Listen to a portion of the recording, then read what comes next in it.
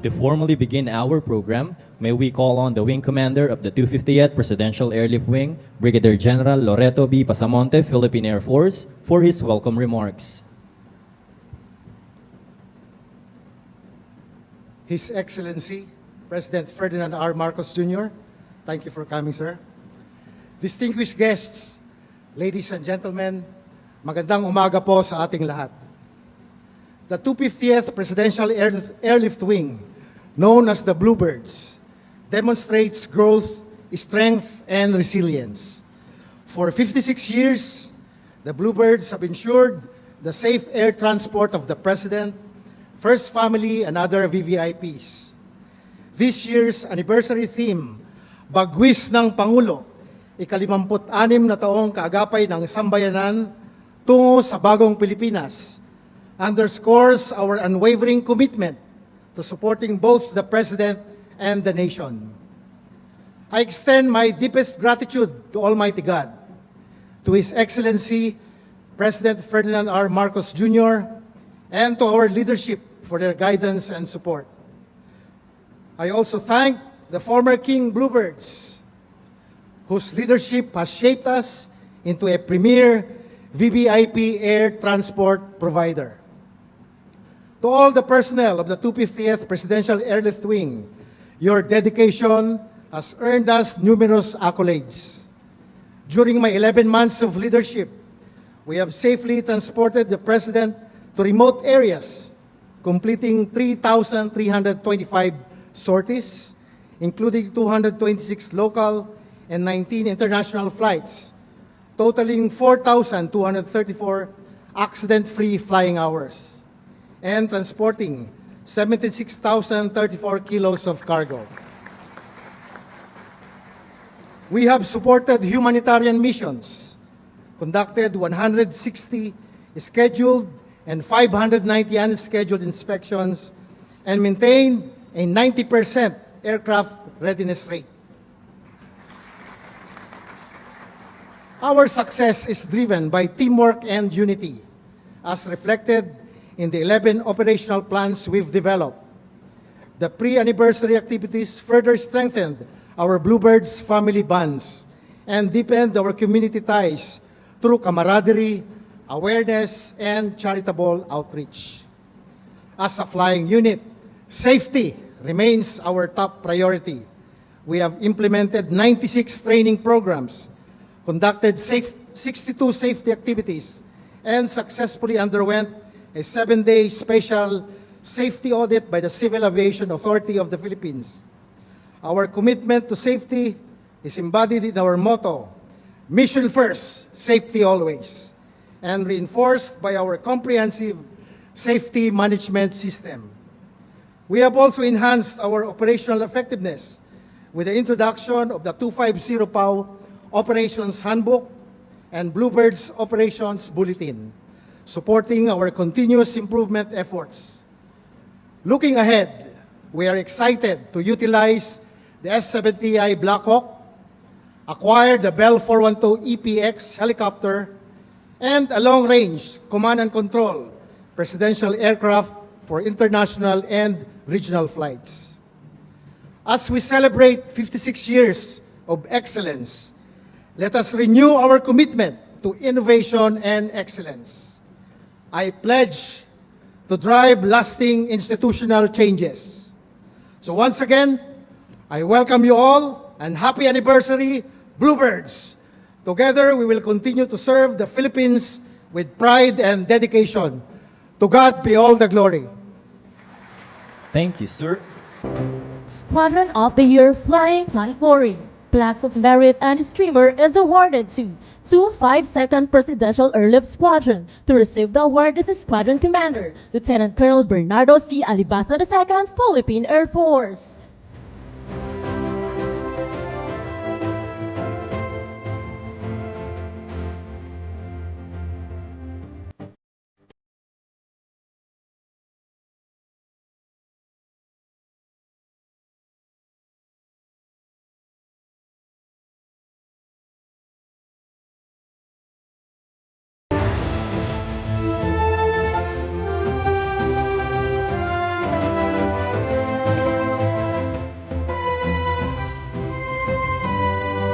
Squadron of the Year Support category.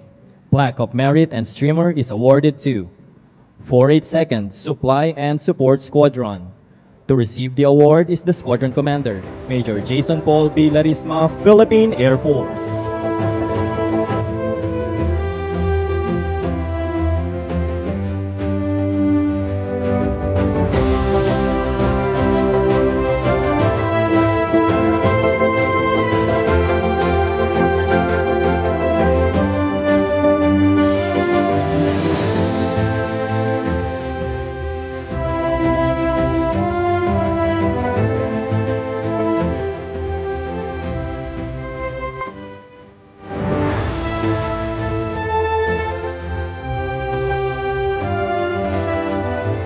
Field Grade Officer of the Year. Plaque of Merit is awarded to Major Rian Tom P. Gabao, Philippine Air Force.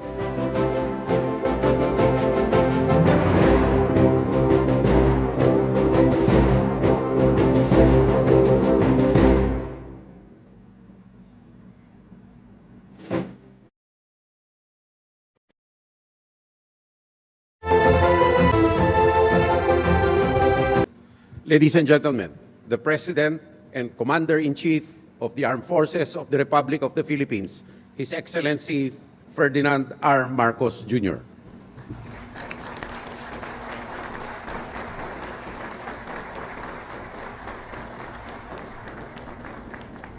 Thank you very much to our Secretary of National Defense, Secretary Gilberto Teodoro. Please take your seats for his kind introduction. This special assistance to the President, Secretary Anton Lagdameo, and some members of the Cabinet who have joined us today. Of course, Philippine Air Force Commanding General Stephen Pareño, and the 250th Presidential Airlift Wing Commander, Brigadier General Loreto Pasamonte, the officials and personnel for the Philippine Air Force here today to help us commemorate this important day. Distinguished guests, ladies and gentlemen, good morning. It's with great pleasure that I am here to celebrate with you the 56th founding anniversary of the 250th Presidential Airlift Wing. The 250th PAW has its roots in the 701st Detachment, created on September 2, 1968.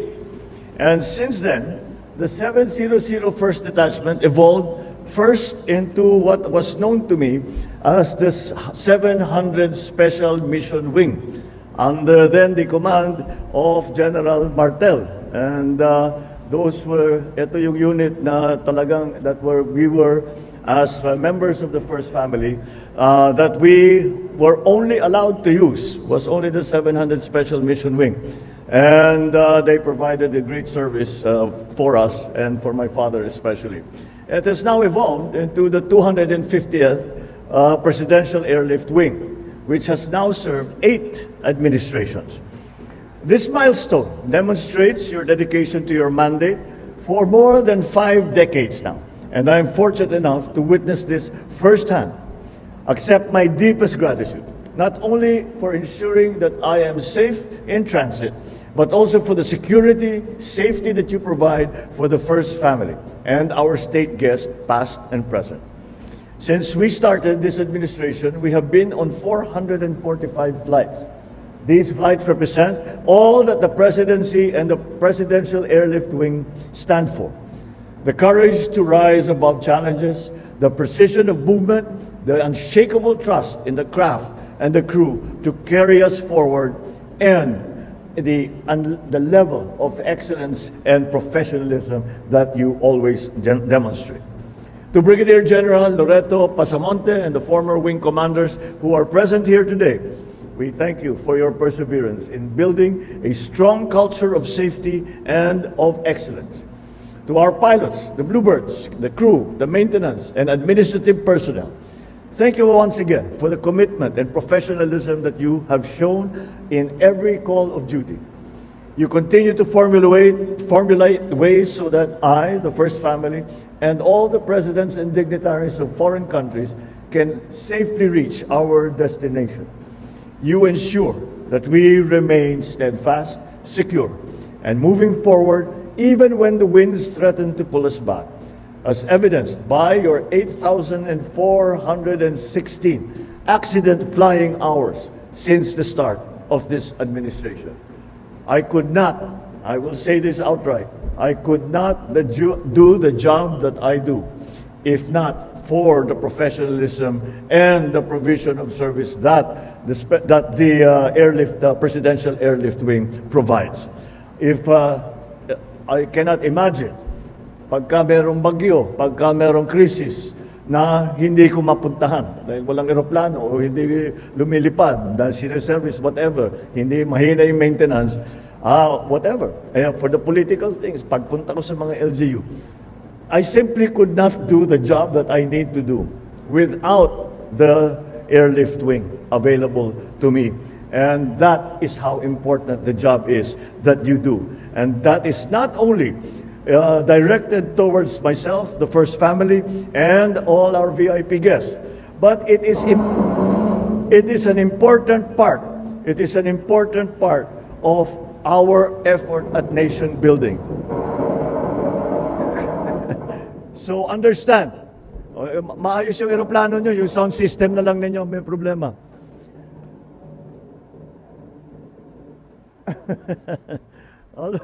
Well, maybe we can attribute that to the weather. But nonetheless, once that I said, it is not only a service that you provide for me and for the First Family and for our guests and our VIP guests, but it is a service that you provide for the country. That is how important a job it is that you do. You enable me and the cabinet members to fly around the country in support of humanitarian and assistance and disaster response missions. This you're doing, despite the danger, that disaster that we might meet on land. Through your service, we have been able to assess the surroundings, to be with our people, to help our fellow men and women in the fastest and safest way possible.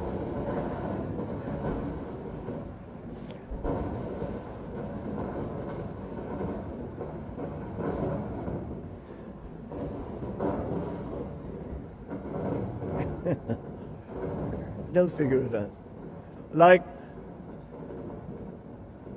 Like the journey of our nation, there will be times of turbulence, moments when the path seems uncertain and the horizon is not clear. Through it all, we put our trust in you and in each other to reliably weather any storm like this one that we are weathering now. Very good.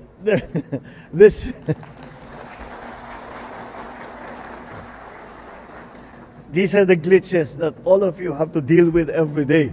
And that is why your job and your professionalism and your skill and the depth of your training will show through at any time, even in the large crises and the little problems that we face once in a while. So it is no small responsibility. It is not one that goes unnoticed. Let me extend my sincerest congratulations to our unit and individual awardees. May your excellence continue to shine as an exemplar for others to emulate. So as we celebrate today your achievements, I ask all of you to reflect not just on what you have accomplished, but on what lies ahead. It is not enough for us to rest on the laurels of the past. We must look inward, examine our strengths, our weaknesses, and commit ourselves to continuous improvement. Let us be reminded that it is not just our work that defines us, but also the depth of our commitment, the strength of our character, and the nobility of our cause. Indeed, you, our men and women in uniform in the 250th Presidential Airlift Wing, carry not just the presidency, but the hope of every Filipino in Bagong Pilipinas. Rest assured, this administration is resolute to see that your health and well-being and wellness are attended to, so that you can continue to carry out your duties properly. Let us continue to rise higher, reach further, dream bigger. Let us ensure that the legacy that you have built is not just remembered, but carried forward with pride and with purpose. Mabuhay ang 250th Presidential Airlift Wing. Mabuhay ang ating sandatahang lakas. Mabuhay ang bagong Pilipinas. May we request the President to kindly remain on stage for the presentation of 250 Operations Handbook, Coffee Table Book, and Memento. Likewise, may we call on the Secretary of National Defense and the Wing Commander on stage for the presentation.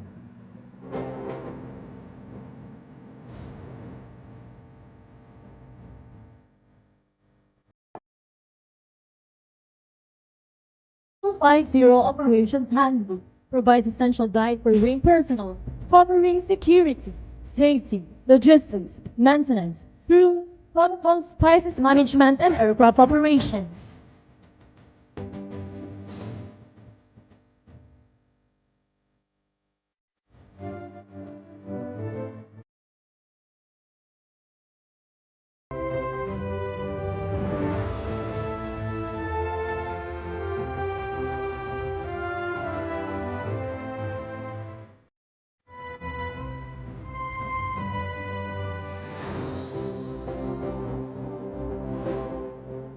Likewise, a coffee table book is also presented to the President. The coffee table book celebrates the Bluebirds' 50 years of dedication to national security, highlighting their unity, professionalism, and lasting community partnership in building the bagong Pilipinas.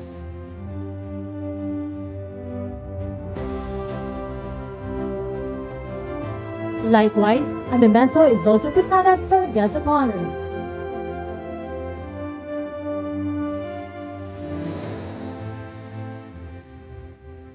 The bell for 1-2 slightly control symbolizes exceptional skills, discipline, and judgment that define the leadership of the President. Just as a pilot uses his control to exertly navigate a rotary aircraft, the President's leadership has guided the nation with much expertise and vision.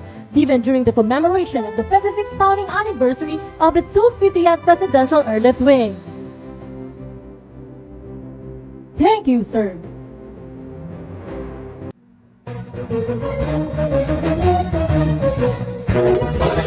Sino naming mahal, Lunes, kanyang mong pangalan, ang lahat ay nagpupugay, sa tuloy po ano'y nakalaan, kaligtasan ang patuloy na kaagad, para sa ating pinabayan, ay napaan kaunyaran, ay lubos na magantaan.